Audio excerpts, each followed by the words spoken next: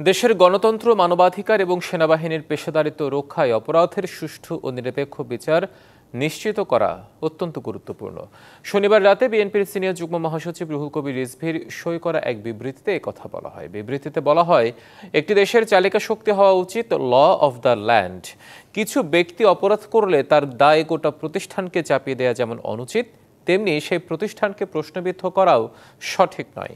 গুরুতর অপরাধের দায় দায়িত্ব একান্তই ব্যক্তির। এতে অভিযোগ করা হয়, ফ্যাসিবাদী শাসনামলে সবচেয়ে বেশি গুম, খুন ও নিপীড়নের শিকার বিএনপি। বিবৃতিতে আরও বলা হয়, প্রাতিষ্ঠানিক পরিচয় নয়, বিবেচ্য কেবল ব্যক্তির অপরাধ ও আইনের শাসন।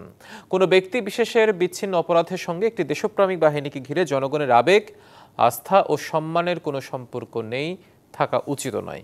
বিবৃতিতে উল্লেখ করা হয়, অধিকাংশ সেনা সদস্য নিশ্চিতভাবে মন থেকে চায় সীমা লঙ্ঘনকারীরা বিচারের মুখোমুখি হোক, যাতে কোনো সরকার আর কখনো সেনাবাহিনীর কাছে গুম, খুনের মতো অন্যায় নির্দেশ দিতে না পারে। সর্বজনীন এই আকাঙ্ক্ষার সাথে বিএনপি শতভাগ একমত বলেও স্পষ্ট করা হয় বিবৃতিতে।